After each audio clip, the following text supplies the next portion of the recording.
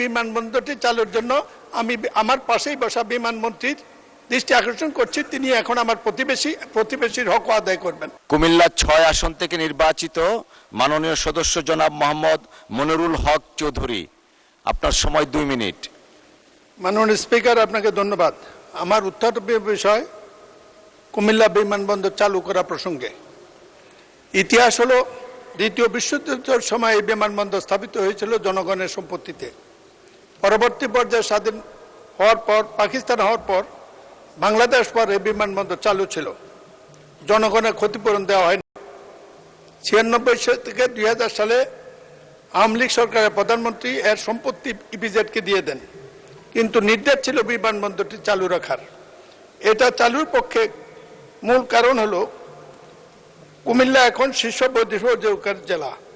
এই জেলা মোট জনসংখ্যা 65 লক্ষ, 13% রুদের বিদেশে থাকে। তাদের যদি আসবার যায় তাতে বিমান লাভজনক হবে। এই বিমানবন্দরে বর্তমানে যে টাওয়ার থেকে অন্যান্য স্থাপনা আছে, এগুলা 80টি বিমান ব্যবহার করে, যার জন্য ওই বিমানবন্দরে মাসিক 2 কোটি টাকা রোজগার এখনো হয়। বিমানবন্দর সংলগ্ন গড়ে হচ্ছে ইপিজেড। এই ইপিজেডের বিনিয়োগকারী আসা দেওয়ার জন্য এটা একটি মাধ্যম। ঢাকা চট্টগ্রাম মহাসড়ক প্রায় বন্ধ হয়ে যায় ট্রাফিক ম্যানেজমেন্টের কারণে, তখন বিদেশিরা যেতে পারে না, ইপিজেডের ক্ষতি হয়। এই বিমানবন্দর চললে ভারত, চীন, সিঙ্গাপুর, ব্যাঙ্গকোক পরিবহন বিমানে ইপিজেডের সেবা গ্রহণ করতে পারে। এই বিমানবন্দরের স্বাস্থ্যসেবা পার্শ্ববর্তী দেশ ভারত, সিঙ্গাপুর, ব্যাঙ্গকোক যেতে পারে। কুমিল্লা জেলার রয়েছে দর্শনীয় স্থান, সেগুলো দেখতে পারে।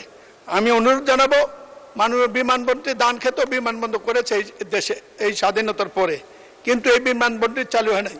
তাতে মনে হয় কুমিল্লার প্রতি অবজ্ঞা, অবহেলা এবং বৈষম্য। আমি বিশ্বাস করি বর্তমান সরকার, জনাব তারেক রহমানের সরকার, দেশের জনগণ নির্বাচিত সরকার, এই বিমানবন্দরটি চালুর জন্য আমি আমার পাশেই বসা বিমানমন্ত্রীর দৃষ্টি আকর্ষণ করছি, তিনি এখন আমার প্রতিবেশীর হক আদায় করবেন। ধন্যবাদ মাননীয় স্পিকার। ধন্যবাদ মাননীয় সদস্য।